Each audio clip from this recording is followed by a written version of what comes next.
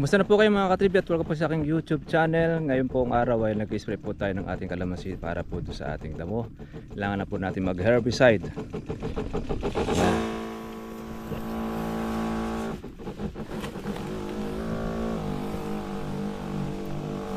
Mababa naman po ito mga katribya po yung damo natin. Natapos po natin na ito ay magapas.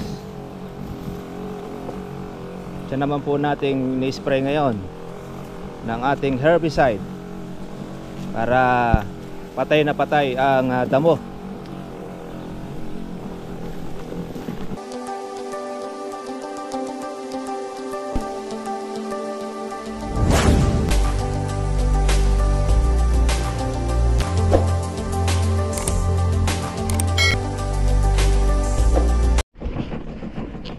Kumusta na po kayo mga katribya at welcome po sa aking YouTube channel. Ngayon po ang araw ay nag-spray po tayo ng ating kalamansi para po sa ating damo. Kailangan na po natin mag-herbicide.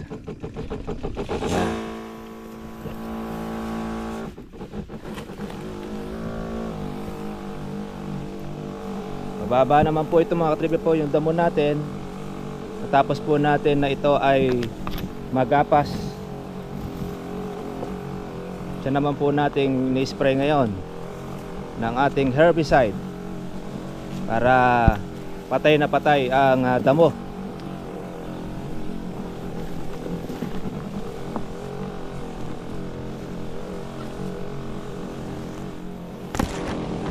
Ito, hanggang dito inabot po ng tubig baha yung ating kalamansi, pero di naman po nalubog yung pinakapuno, yung pinakasanga, ilang palahati ang inabot.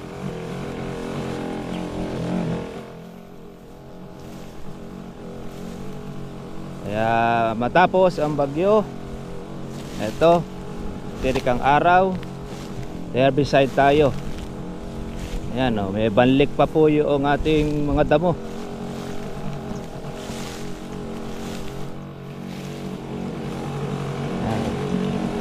Tanggal naman na ang baging.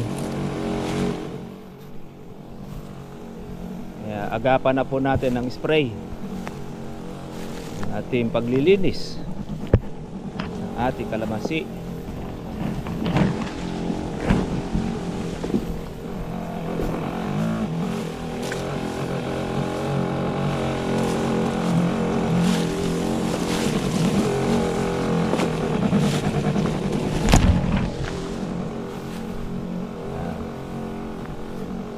Herbicide tayo mga katribya.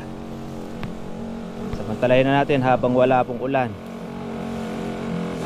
Habang maganda panahon, pwede na tayo mag-spray na mag-spray. Ito, lumaki na po itong damo na ito. Ito yung pinanggalingan ng isa nating tudling na kalamansi namatay.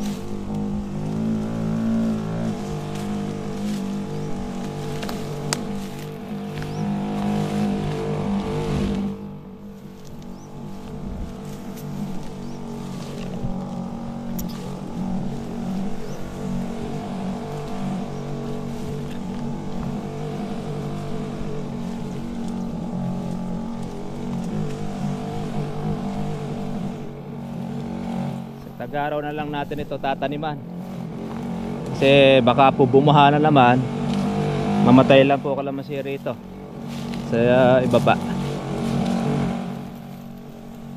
Herbicide muna natin ito.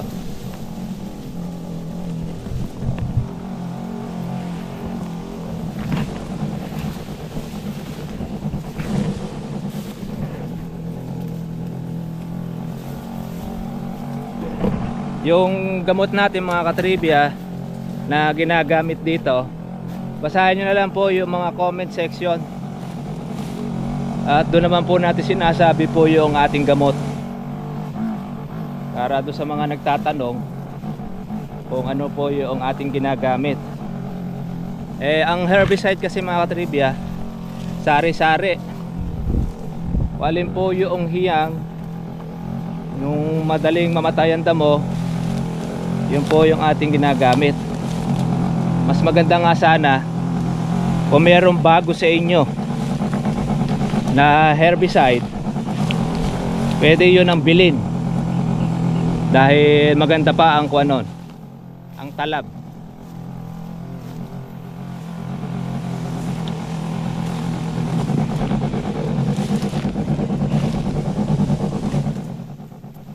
Taas na lang natin damo.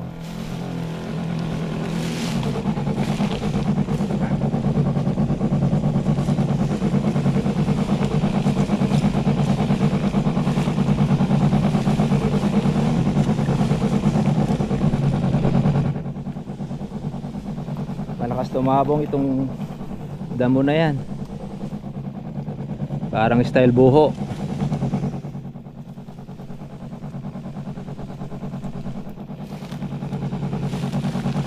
Yung kalamansi nating nasunog, ito na lang halos ang natira.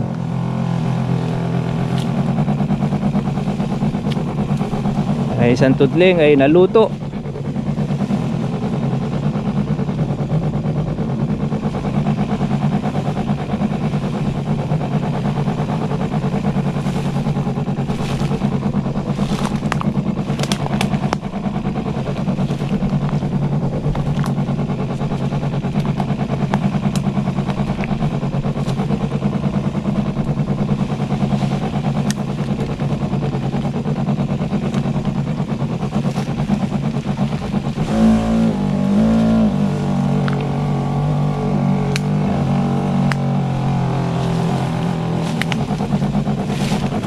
Normal lang mga katribya po ang ating hangin para sa ating pag-herbicide.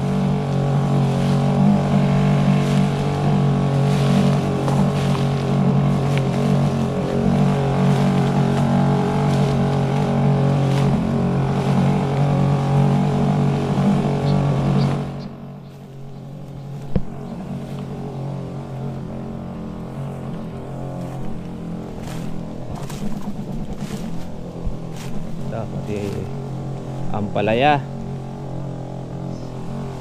spray na natin, malakas gumubat sa kalamansi.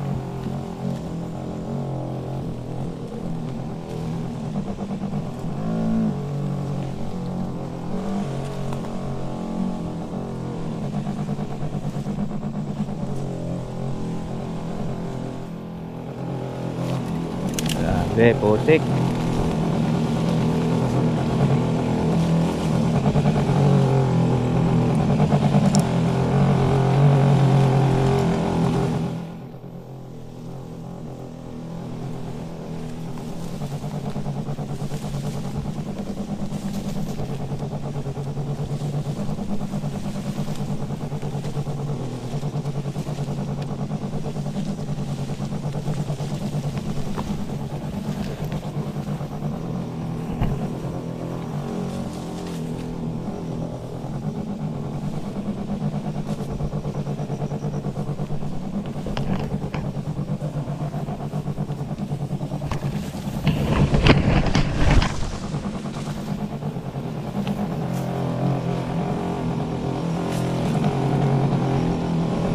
Dito sa kuha na ito malalim ang tubig,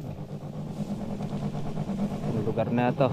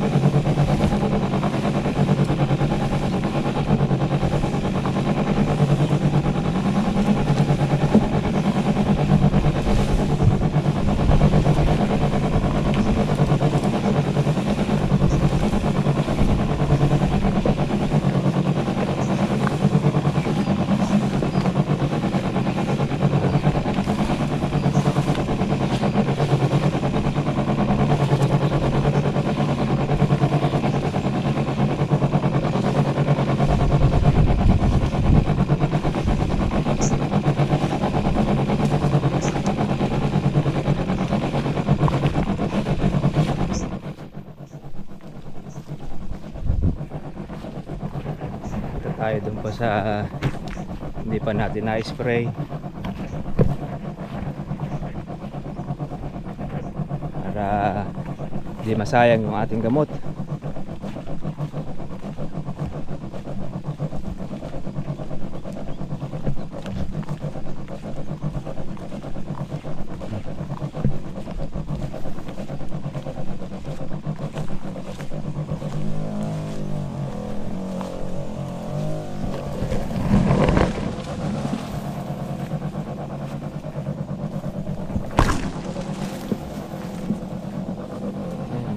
Marami lang dito yung mga malalambot na damo.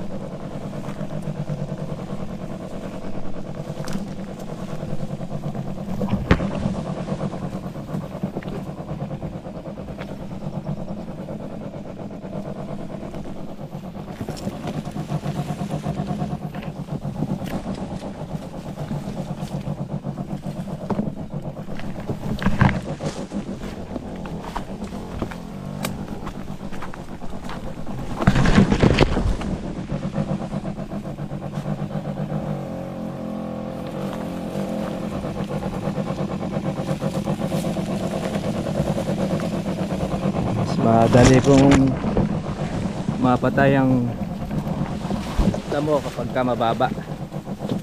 Ayan, ganyan.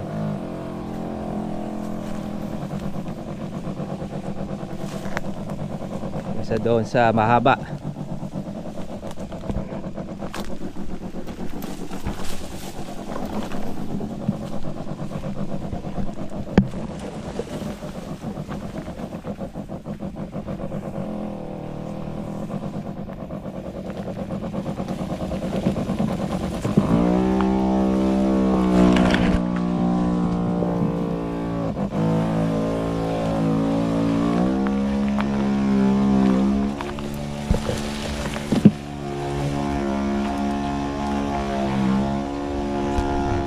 Na itong ating pang-spray.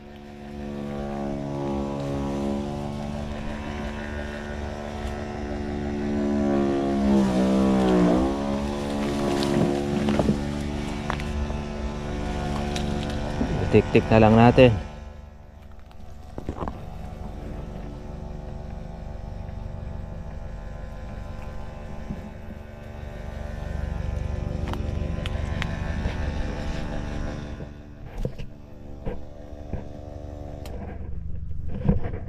Yun mga trivia, tapos na po yung ating tatlong karga para dito sa 400 na puno na ating kalamansi. Pero hindi naman po lahat ay ating pang na-spray yan dahil meron po mga pulo-pulo lang naman yung damo, makukuha na po natin yan sa tabas-tabas.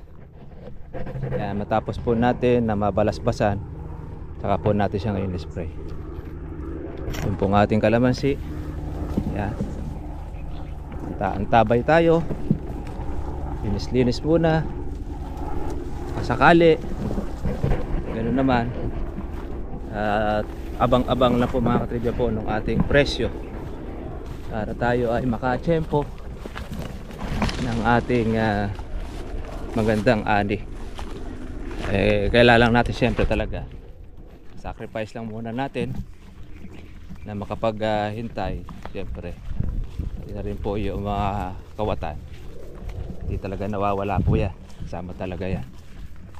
Talasan na lang po natin kahit na nakakatsyempo sila, sila naman na magdadala kasi ayun niya po doon sa ating mga source.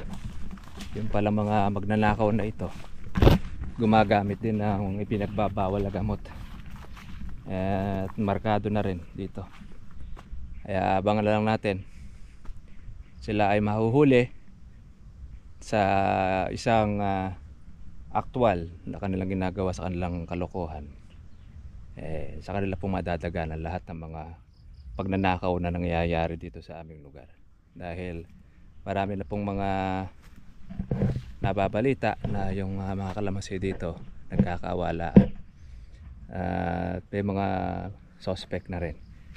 Kaya konti na lang, tiis-tiis lang muna para mahuli rin po yung mga kawatan yung salot dito sa aming lugar. Pagka yun ay nakuha, nahuli, malaki po ang ikiginhawa rito sa aming pong barangay. Pwede ka naman makapagpalaki ng bunga na wala kang inaalaala. Meron mang kumuha, medyo matatakot na yung pagka nasampulan. Hinihintay lang po mga ka-TV po yung merong masampulan para at least merong matakot. Hindi man sila matakot, bahala sila sa buhay nila kapag ka sila po ay nahuli. Yung isa natin lugar, in-spray natin, puntahan din natin para makita natin po yung ating resulta ng ating pong gamot natin ginamit. At kung namatay ba o sumigla pa ba ang damo. Kasi isang bagay po yung pagka gumagamit tayo ng herbicide, dapat yung namamatay ang damo. Pero pagka ang damo ay parang kinikiliti lang at sa halip na mamatay lumalabong pa, ibahin nyo na po yung gamot na yon. Tandaan po natin, mintris bago ang herbicide, mas okay, mas mainam kasi nagpapasikat pa yung kanyang gamot na yon.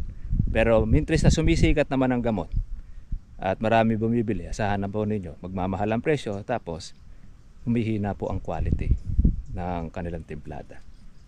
Sige. Ito mga katribya po ang technique natin pong ginagawa kapag po mataas po ang damo. Bago natin i-herbicide, ibaba muna natin na ibaba po yung lahat ng mga agingay. Yan, para po pagka ating in-spray ng herbicide, maganda po ang pagkapatay niya. At hindi po maapektuhan po yung ating kalamansi. Lalo na po yung pong palibot o yung paligid niya. Kaya yun po yung ating ginagawa. Magiging mabilis po ang ating trabaho. Ngayon, yun naman kalamansi o yung mga damo na hindi naman tatamaan ang ating kalamansi, kahit hindi na natin siya ibaba. Pero yung nasa palibot, gaya nito, tatamaan siya, obligado natin siyang hawiin. Para noon, pag mag-herbicide tayo, masi-safe natin ang ating kalamansi. Dahil iniinda rin po ng kalamansi ang herbicide pagka tinamaan ang kanyang dahon. Although hindi naman siya namamatay, kaya lang sasaktan din siya. Kaya para po maingatan, lalo na pag batang kalamansi, lalong dapat maging ganyan. Sakali man na humaba ang damo ninyo, matagal kayo hindi nakalusong, tsatsagayin ninyo na ganitong maibaba. Eto, wala namang kalamansi na tatamaan kahit di natin siya ibaba.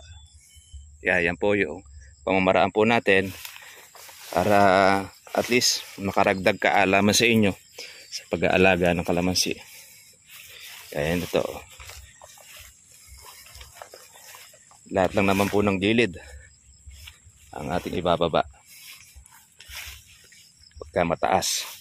Pero pag mababa naman ang damo, hindi na kailangan yan. At may iwasan na natin yung ating kalamansi.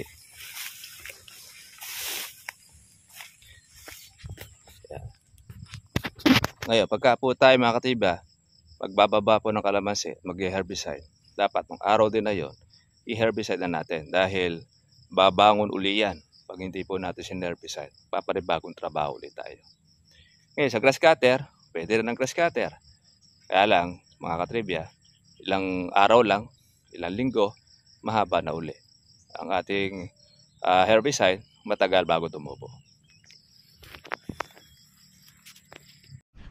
Ito na mga katribya po yung ating herbicide.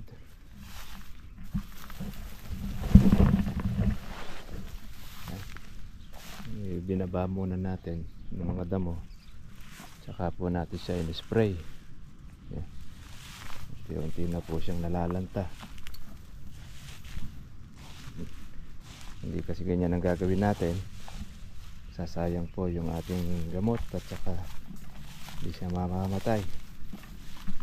Kaya kailangan mababa muna natin na mababa itong ating mga damo.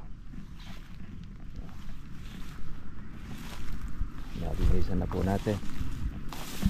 Ito naman po yung tinamaan po ng punggos sagad na po sa ilalim po yung punggos niya sa may ugat. Kaya siya namatay, natuluyan na. Ganyan ang punggos, basta na yan ay nakarating sa ilalim, sa ugat, wala na. Hindi na po natin kayang kontrolin kahit paano pa gawin natin. Dito yung ating kalamansi, halos dilaw na lang po yung natira.